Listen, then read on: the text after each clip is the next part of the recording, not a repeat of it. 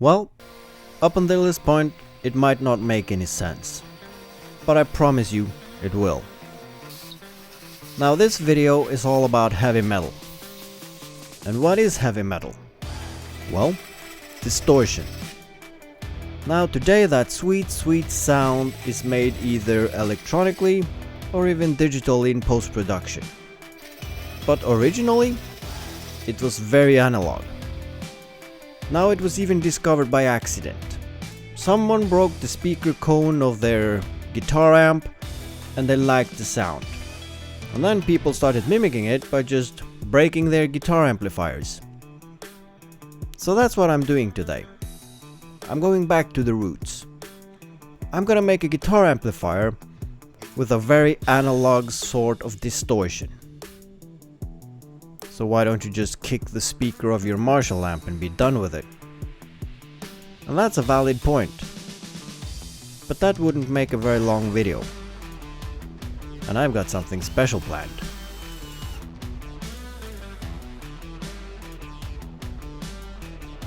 For this project I chose a Marshall amp. Now the reason I chose this one was because it was dirt cheap and it had the form factor I was going for. Now I did plan on using the original speaker cone as well, but it was a bit too large. So I had to go on what is basically Norway's Craigslist and get two smaller ones. Now the entire height of this amplifier is defined by some IKEA LED light bulbs.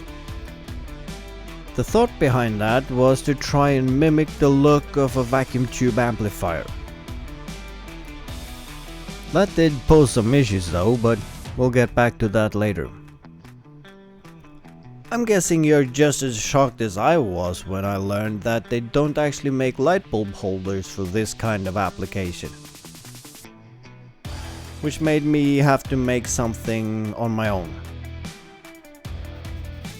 And for that I'm using some plywood and aluminium rods.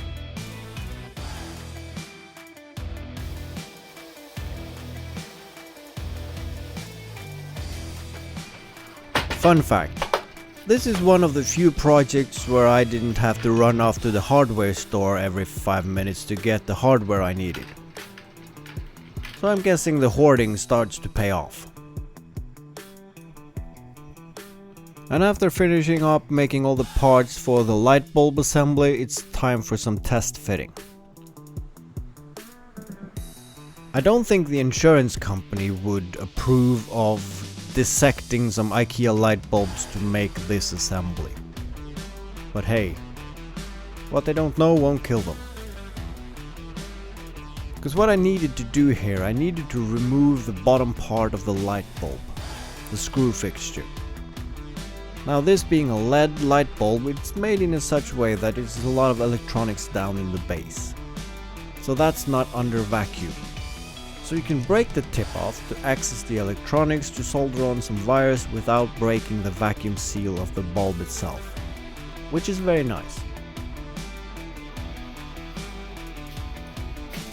And then well into the project, the main components arrived in the mail.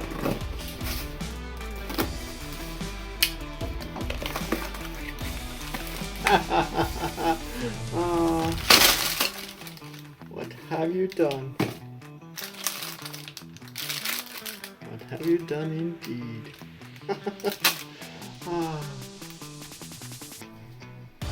And with that, the cat is out of the barn.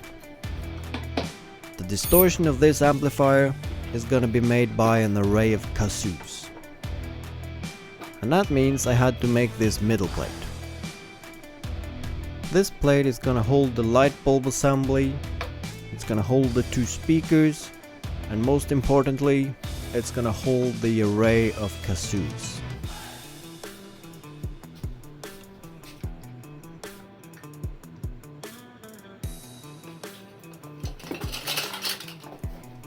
Now I made quite a few iterations of this plate just to make the holes for the Kazoos right. So I have test assembled them before, but this is the first time I'm seeing everything coming together and getting a feel of how it's gonna look in the end. which is gonna be amazing. And after finishing the cabinet, I need to cut some plexiglass to fit in the openings, because this needs to be airtight for the speakers to work in the way that they push the air through the Kazoos.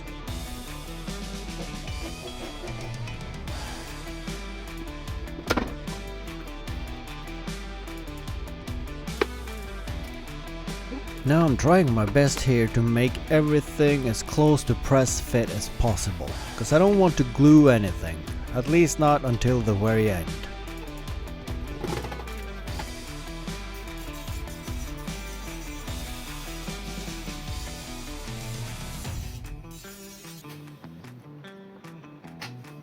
What I ended up gluing though was the grates. Now I made sure that they fit really well before I glued them in place, because once I've done that, there's no backsies.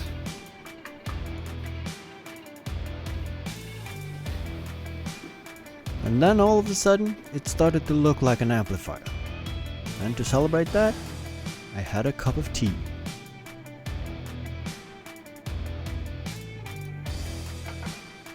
After finishing all the parts for the cabinet, I needed to do some minor electrical work.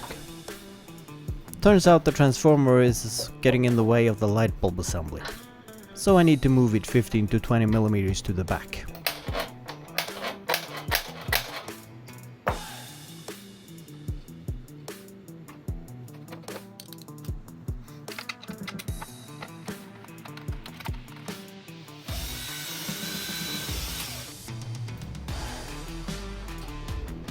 After moving the transformer, I went on to tap into the main power wires, because the light bulb assembly runs off of 220 volts and I wanted that to be connected to the same main switch as the amplifier itself. And then I went on to wire up the light bulb assembly itself.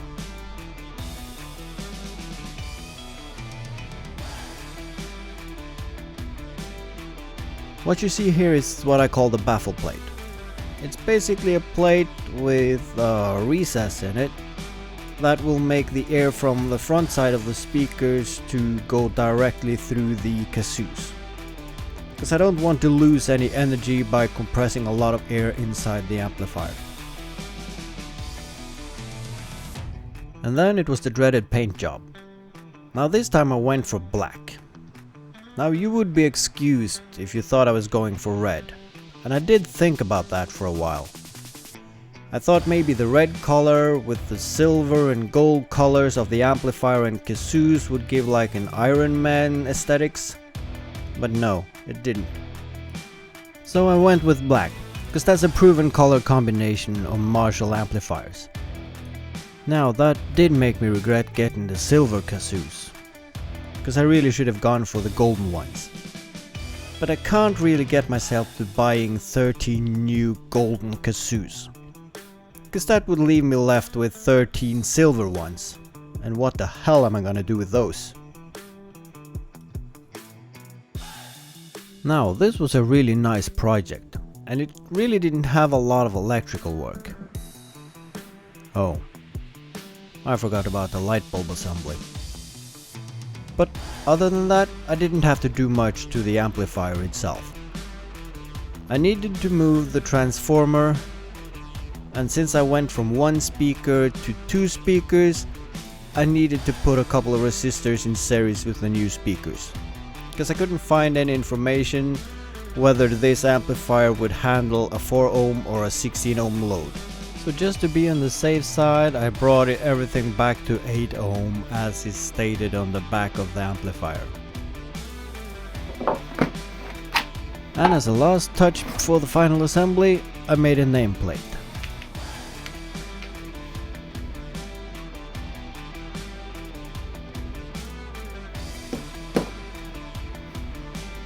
KZ2. KZ for kazoo and 2. Well, it's better than 1. And then, what we've all been waiting for, final assembly.